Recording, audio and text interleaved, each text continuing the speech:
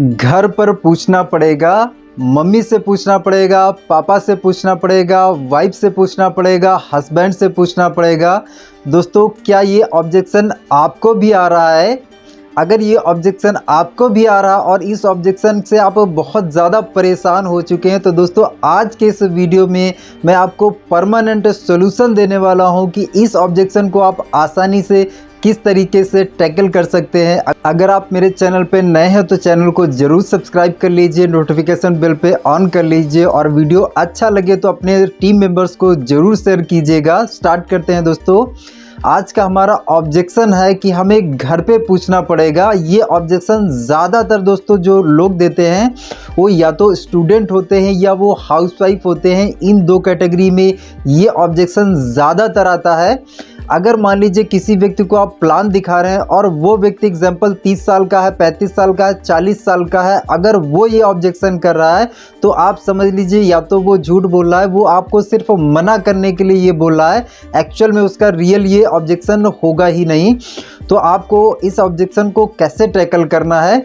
सबसे पहले क्या है कि आपको एग्री कर जाना है उनके साथ में। जैसे वो पर्सन बोलता है कि सर मुझे घर पे पूछना पड़ेगा, तो आप उनसे एग्री कर जाइए। बिल्कुल सही कह रहे हैं सर, हमें कोई भी काम स्टार्टअप करना चाहिए तो हमेशा घर वालों की राय सलाह लेके हमें घर पे पूछ के ही करना चाहिए। तो हम घर पे पूछ के आप स्टार्टअप कर लीजिए, कोई दिक्कत नहीं है। लेकिन मैं थोड़ा सा आपसे कहना ये चाहता हूँ कि जब आप घर वालों से पूछेंगे तो वहाँ से आपको या तो यस मिलेगा या तो आपको नो मिलेगा। लेकिन ये यस या नो वो तो बाद का स्टेप है। लेकिन पहले मैं आपसे ये जानना चाहता हूँ कि इस प्लेटफॉर्म, इस इंडस्ट्री, इस कॉन्सेप्ट को आपने देखा, तो इस इंडस्ट्री को देखने के बाद आपका डिसीजन क्या है? आपका यहाँ पे डिसीजन क्या है? आप क्या बोलते हैं?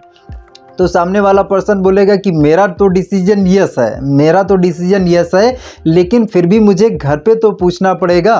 तो आप उनको बोलिए चलिए ठीक है सर, आप घर पे ज़रूर पूछ लीजिएगा। अभी मैं थोड़ा सा आपसे बात करना चाहता हूँ। मुझे आप ये बताइए कि जब हम लोग छोटे होते हैं तो हमारे जो है कपड़ों का डिसीजन कौन लेता है कपड़े पहनने के लिए? तो बोलेंगे कि कपड़ों का डिसीजन हमारे माँ बाप लेते हैं। हमारे खाने पीने का डिसीजन कौन लेता है? फिर वो बोलेंगे कि हमारे माँ बाप डिसीजन लेते हैं।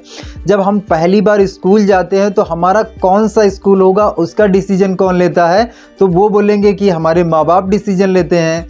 जब हम हाई स्कूल में आ गए थे तो हमें साइंस लेना है, आर्ट लेना है, इसका डिसीजन किसने लिया था? तो वो बोलेंगे कि इसका डिसीजन हमने लिया था।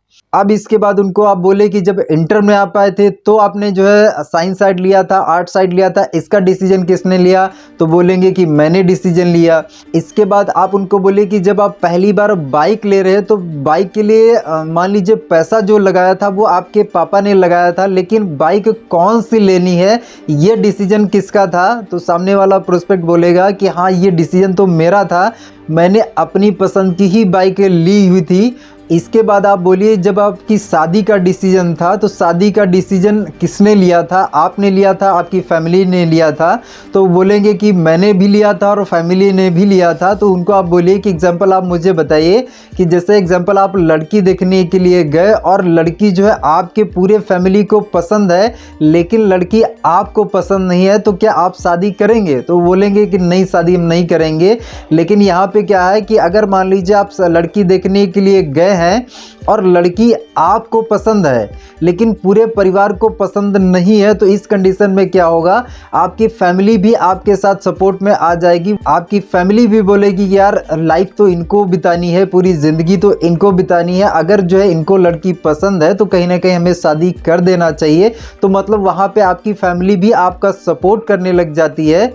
तो दोस्तों अब उनको आप ये बोले कि मैं आपको यहाँ पे बताने की ये कोशिश कर रहा हूँ कि जैसे जैसे हमारी एज बढ़ रही होती है वैसे वैसे क्या है कि हम डिसीजन खुद लेने लग जाते हैं। हमारे जो फैमिली है, मेंबर्स हैं, हमारे पापा हैं, मम्मी है, वो कहीं ना कहीं रिटायर होने लग जाते हैं। और जब रिटायर होने लग जाते हैं तो समय के हिसाब से हमें भी डिसीजन लेना पड़ता है। तो कहीं ना कहीं मैं आपसे एक सवाल पूछना चाहता हूँ। आप मुझे बताइए कि सर आपकी एज क्या है, उम्र क्या है? तो वो बोलेंगे कि मेरी जो एज है वो 20 साल है, 25 साल है, 30 साल है, जो भी बताएंगे। तो सर आज आप 20 साल के हो गए हैं, आप मुझे थोड़ा सा ये बताइए, क्या आपको लगता है कि आप जो है बड़े हो गए हैं? क्या आप डिसीजन लेने वाले हो गए हैं?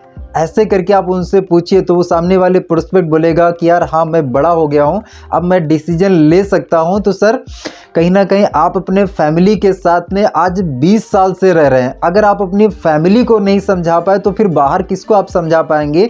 तो कहीं ना कहीं आप इस कॉन्सेप्ट को स्टार्टअप करिए और डिसीजन लीजिए। यहाँ पे आपको प्रोडक्ट परचेस करने के लिए थोड़ा सा पैसा लगता है, और यहाँ पे जब आप स्टार्टअप कर लेते हैं तो स्टार्टअप करने के बाद जीवन में कभी कोई यहाँ पे आपका बार बार इन्वेस्टमेंट नहीं लगता है। आपने स्टार्टअप कर लिया, स्टार्टअप करने के बाद यहाँ पे आपका कोई लॉस नहीं है, क्योंकि जितना पैसा आप लगाते हैं उसके बदले आपको प्रोडक्ट मिल जाता है।